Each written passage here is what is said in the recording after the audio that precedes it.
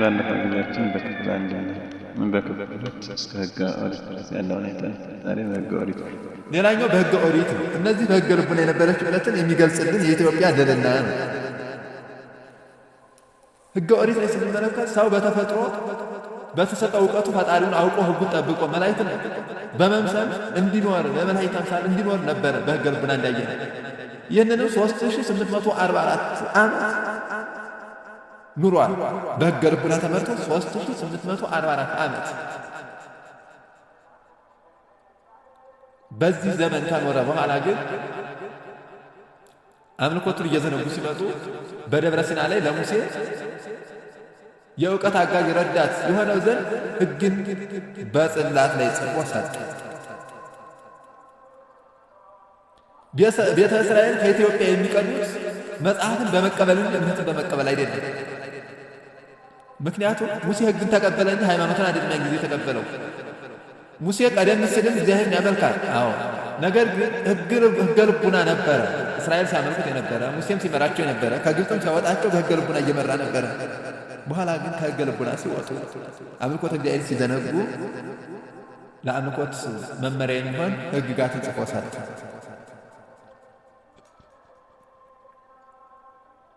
እግዚአብሔር ለኢትዮጵያ በቸርነቱ የሰጣትን ታቦተ ጽዮን ከተቀበለችበት ጀምሮ በሕገ ልቡና ትከተለው የነበረውን አምልኮተ እግዚአብሔርን በሕገ መጽሐፍ እየጠበቀች ሃይማኖቷን እያጠናች በግልጥ እየመሰከረች ተስፋ እየጨመረች ሄደች። ማን? ኢትዮጵያ።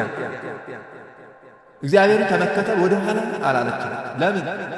የበለጠ የሚያጠነክራትን ብርታት፣ ጽናት የሚሆናትን ሕግን ተቀበለች። ሕገ ኦሪት ተብሎ የሚጠራውን ከሙሴ እስከ ክርስቶስ ድረስ ያለው 1600 ዘመን 1600 ዘመን ከሙሴ እስከ ክርስቶስ ያለው ሕገ ኦሪት ተብሎ ይገለጻል። ኢትዮጵያ በሕገ ልቡና ስታመልከው የነበረው የፍጥረታት ሁሉ ጌታ እግዚአብሔርን በሕገ ኦሪት ታመልከው ነበረና ስለዚህ በብዙዎች ማስረጃ ይገለጻል። ንግሥት ሳባ ሄዷል። ንግሥት ሳባ እግዚአብሔርን ስም መጥራቷ በሕገ ልቡና ምን ያህል ስታመልክ እንደነበረ ለንጉሥ ሰሎሞን በእንቆቅልሽ መካከል የእግዚአብሔርን ጥበብ ታስረዳውና ትረዳ ነበረ። ከእርሱም ጋር ብዙ ጊዜ በመቆየት ሕገ ኦሪትን በበለጠ መልኩ ልታውቅና ልትረዳ ይችላል። ስለዚህ በሕገ ልቡና የምታውቀውን በሕገ መጽሐፍ ለመረዳት ከሰሎሞን ጋር ብዙ ጊዜዎችን አሳልፋለች። በዚህ በሁለቱም ግንኙነት ነው በኋላ ሚኒሊክ ቀዳማዊ እንዲወለድ ሆነ። ሚኒሊክ ወደ አባቱ ንጉሥ ሰሎሞን ሄደ። እንደገና ልጁ ሚኒሊክ ዕድሜው 22 ዓመት ሲሆነው ከሆነ በኋላ አባቱን ለማየት ወደ ኢየሩሳሌም ሄደ። 3 ዓመታት ከአባቱ ጋር ቆይቶ ካደገ በኋላ ሥርዓተ መንግሥትን፣ ሥርዓተ ሃይማኖትን አውቆ ተምሮ ኦሪትን፣ ነቢያትን አጽንቶ ከጠነቀቀ በኋላ ካህናት የተለያዩ ንዋየ ቅድሳትን ታቦተ ጽዮንን ጨምሮ ይዞ ወደ ኢትዮጵያ እንዲመለስ ሆነ። ቀዳማዊ ኢትዮጵያ በኦሪት ያገኘችውን ሲገለጽ መጽሐፈ ኦሪትን ትምህርቱን አግኝታለች። 318 ሌዋውያን 3 ዓመት ሚኒሊክ ከቆየ በኋላ አስከትሎ መጻሕፍትን ይዞ ታቦተ ጽዮንን ይዞ ወደ ኢትዮጵያ ተመልሷል። ከሰሎሞን በኋላ ያሉትን መጻሕፍት እስከ ሰሎሞን ድረስ ያሉትን ሚኒሊክ ከ318 ካህናት ጋር ይዟት መጥቷል። ከዚያ በኋላ ያለውን እስራኤል በምርኮ ፋርስ ባቢሎን በ656 እስከ 586 ባለው የሰባ ዘመን ምርክ ኢትዮጵያ ከመጻሕፍተ ሰሎሞን በኋላ ያሉትን እስከ መጽሐፈ ዳንኤል ያሉትን መጻሕፍቶች ተቀበለች። እስከ መጻሕፍተ ዳንኤል ያሉትን ከተቀበለች በኋላ እነርሱ ከምርኮ ሲመለሱ በንጉሥ ዘሩባቤል እንዲህ ብለው ነው የላኩት። በንጉሥ ዘሩባቤል ጊዜ ለኢትዮጵያን እናንተ ያላገኛችኋቸው እንደነ ኤርምያስ ያሉ መጻሕፍትን እንልክላችኋለንና ከእናንተ ያሉትን መጻሕፍት ከኤርምያስ እስከ ቀድሞ ያሉትን ሁሉ ላኩል ብለው መልእክት ጻፈዋል። ለምን ከተባለ በምርኮ አጥተዋል። ኢየሩሳሌም ተመዝብራለች፣ ለ7 ዘመን ጠፍታለች። በምርኮ ያለ ሰው እንኳን መጽሐፍ በልቡ ያለውን አምልኮት እንዲጥል መከራ ይጸናበታልና ይህንን አመለከቱ። በኋላ ከፋርስ ባቢሎን ምርኮ በኋላ መጻሕፍቱ ወደ ዕብራይስጥ ተተርጉመዋል። ሁለተኛ ከኢትዮጵያ የተረጎሟቸው ከኢትዮጵያውያን መጻሕፍቱን የላከችው ደግሞ የኢትዮጵያ ንጉሥ በዚያን ዘመን የነበረው ለነሱ የላከላቸው ኢትዮጵያ የላከችው በንጉሷ በአይፉር አማካኝነት ነው። በዚህ ጊዜ እርሱ ልኮ መልሶ ደግሞ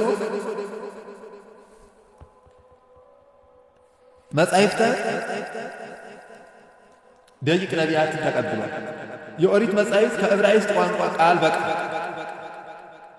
የተተረጎሙት ቃል በቃል ቀጥታ። ይህንንም የሚያስረዳ ኤሎሄ፣ አዶናይ፣ ጸባኦት የመሳሰሉት ቃላት ቀጥታ መምጣታቸውን እንረዳለን። በመጽሐፍ ቅዱስ ውስጥ ኤሎሄ፣ አዶናይ፣ ኤልማስ፣ ጸባኦት የሚሉት እናገኛለን። ከዕብራይስጥ ቀጥታ እንደተተረጎሙ የምንረዳበት አንዱ እርሱ ነው። ኤሎሄ፣ አዶናይ፣ ኤልማስ፣ ጸባኦት እያልን የሚገልጻቸው የዕብራይስጥ ቃላት ስለሆነ ወደ ኢትዮጵያ የገቡ መጻሕፍት ያልተበረዙ ንጹሐን ምንም ማንም ሳይበርዛቸው ንጹሕ እንደሆኑ ለኢትዮጵያ በእጃቸው ተረክበውታል። ለኢትዮጵያ ተሰጥቷል። ኢትዮጵያን በዚያ በሕገ ልቡና የያዘችውን እውነት በሕገ ኦሪት በሕገ መጻሕፍት እየተመራችበት ኑራለች። ምክንያቱም ከክርስቶስ ልደት በፊት የመጡ ናቸው። ከክርስቶስ ልደት በኋላ ቢሆን በአይሁድ ጥላቻ ተበርዘዋል፣ ጠፍተዋል ይባሉ ነበር። የኦሪት መጻሕፍቶች አሁን በአይሁድ ዘንድ ብዙ አይነት ስም አላቸው፣ ብዙ ልዩ ልዩ ናቸው። ኦሪት ተብለው የሚጠሩት አሁን እኛ ካልነው መጽሐፍ ቅዱስ የተለየ ራሳቸው ይችላል ኦሪት ብለው የሚያስቀምጡት አለ። ለምን? የክርስቶስን ሰው መሆን ክደዋል። አይሁድ ከክርስቶስ ጋር ክርስቶስ ሰው ከሆነ በኋላ ተጣልተዋል። ያን ጊዜ ከመጻሕፍቶች ጋር ከነቢያት መጻሕፍት ጋር ተጣልተዋል። ለክርስቶስ የተተረጎመውን ለሌላ ለመተርጎም ብዙ ጥረት አድርገዋልና ክህነተ ኦሪት ከነስርዓቱ ወደ ኢትዮጵያ መጥቷል። በሰሎሞን የነበረው ሊቀ ካህናት ሳዶቅ የበኩር ልጁ አዛርያስን እንደላከ ያን አዛርያስ ወደ ኢትዮጵያ መጥቶ ከዚያ ጊዜ ጀምሮ ኢትዮጵያ ክህነተ ኦሪትን ከነስርዓቱ እየፈጸመች እስከ ክርስትና ዘመን ድረስ ወጣች።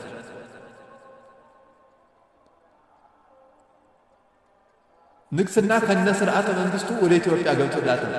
ንግስና ከነስርዓተ መንግስቱ ግን ስንል ሰሎሞናዊ የሆነ ስራው መንግስት ከዳዊት የተቀበሉ ስራው መንግስት ሚኒሊክ ይዞት የመጣው ስራው መንግስት ማለት እንጂ ኢትዮጵያ መንግስት ስርዓት የላትም ማለት አይደለም። ከሚኒሊክ በፊት 53 ነገስታት በኢትዮጵያ እንደነገሱ ታሪክ ይነግራል።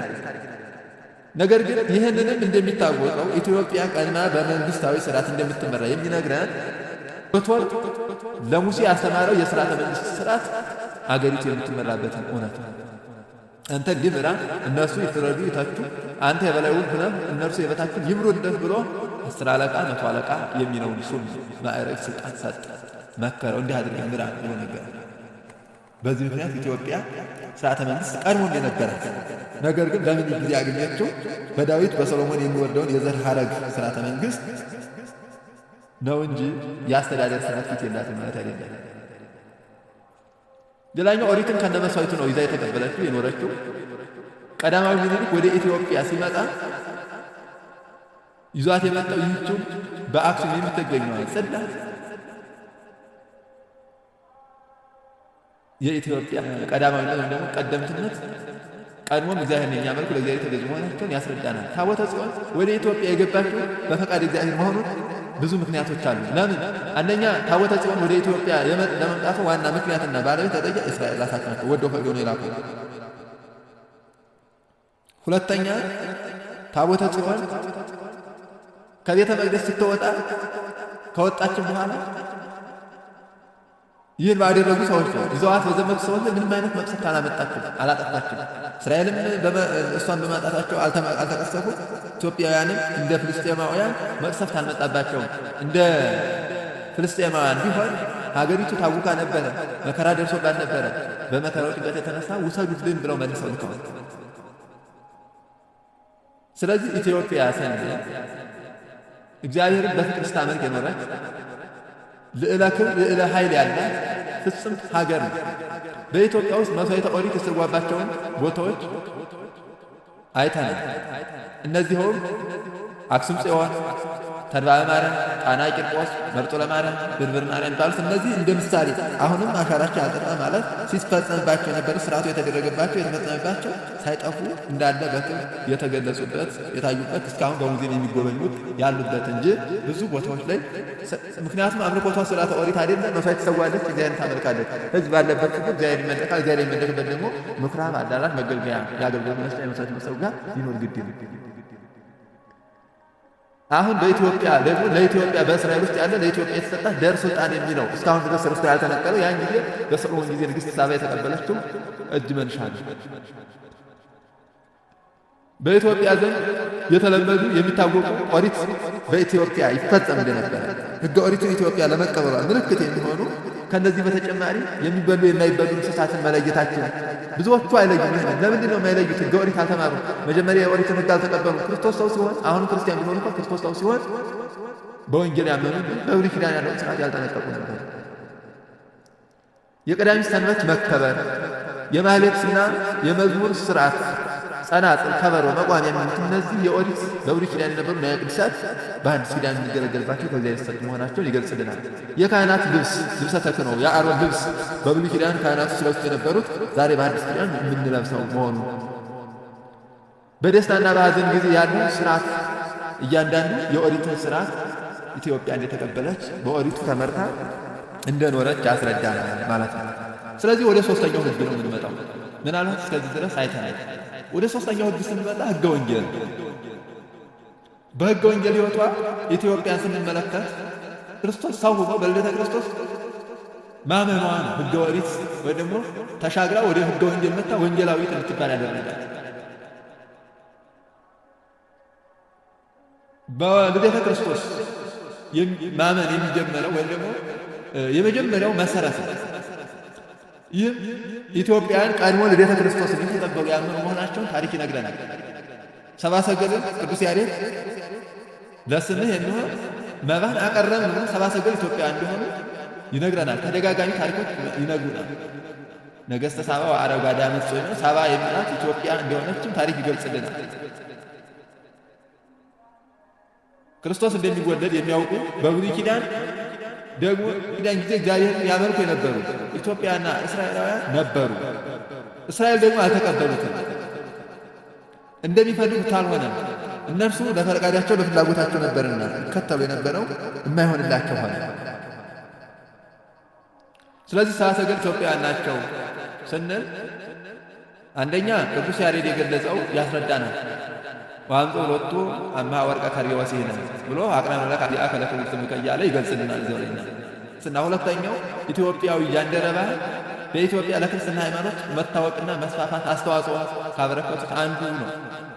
በሀገራችን የክርስትና ሃይማኖት ታሪክ የክርስትና ዜና ወደ ኢትዮጵያ የመጣው ጃንደረባው ንግሥት እንዴኬ የንግሥት እንዴኬ የገንዘብ ባለሟል የመጀመሪያው ወደ ኢየሩሳሌም ሂዶ ሃይማኖቱን ተረድቶ የተመለሰ ነው።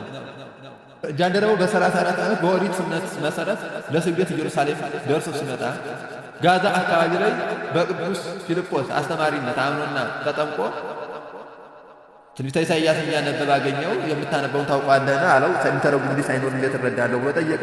በዚህን ጊዜ አስረዳው። መኑ ይከለአኒ እጠመቅ ዘንድ ማን ይከለክለኛል አለ። በፊልጶስ ተጠመቀ።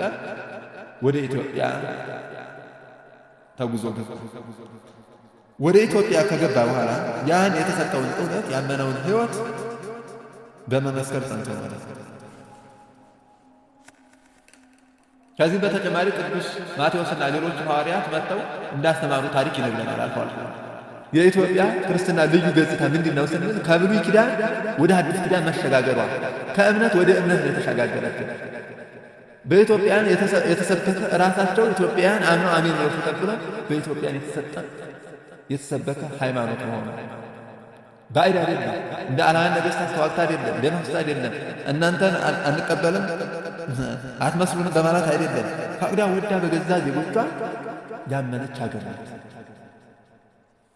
ክርስትናዋም ያለ ሰማዕትነት በነጻ ፈቃድ በፍላጎት ማንንም ኢትዮጵያ ምድር ላይ እንኳንስ ሐዋርያ ቀርቶ በሃይማኖቱ አንድም አልገደለችም፣ አታስተምሩ ብላ አልተቃወመችም።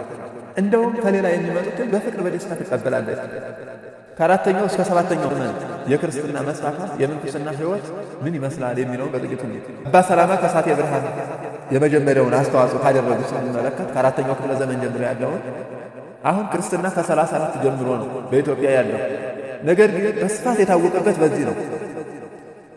በአራተኛው ክፍለ ዘመን ጳጳስ አመጣች እንጂ ኢትዮጵያ መሪ አመጣች እንጂ የበለጠ ሃይማኖት የሚያስተምር ሐዋርያ አመጣች እንጂ ሃይማኖትን አይደለም። ሃይማኖትን ቀና ይዛለች። ቀና ያዘችን እውነት ግን የሚያስፋፋላት የሚያስተምርላት ተቀብላ ይዛለች። አባ ሰላማ ከሳቴ ብርሃን ማን ናቸው ስንል ተማርከው ወደ አክሱም ሲገቡ ሕፃን ወጣት እንደነበሩ ታሪክ ጸሐፊዎች የሚነግሩት ክርስትናው በጥምቀት በቁርባን ያልተገለጠ እንደነበረ መመስከሩ በታሪክ ተገልጿል። ይህን ፍሬምናት ክርስትናን ያስፋፋል እንጂ ክርስትናን የጀመረ አለመሆኑንም ያስረዳናል። ለምን ታምናለች? ስርዓቱ አልሰፋም ነበረ። በዚያ ስርዓት ውስጥ ግን ከሳቴ ብርሃን አባ ሰላማ ሰፊ ስራ ሰርተዋል።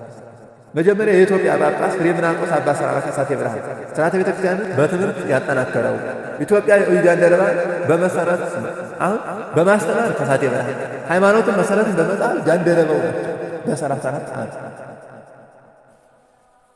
ለዚህ የአባታችን ብፁዕ አቡነ ጎርጎርዮስ የጻፏት ታላቁ አባት ሁለት ትላልቅ ጥሩ አገናዛኝ መጻሕፍቶች ጽፈዋል። የቤተክርስቲያን ታሪክ በዓለም መድረክና የቤተክርስቲያን ታሪክ በኢትዮጵያ ብለው ጽፈዋልና እዚያ ላይ በሰፊው ገልጸው ነው። አባ ሰላማ ከሳቴ ብርሃን የተባሉትን ወደ ክርስቶስ በመቅረባቸው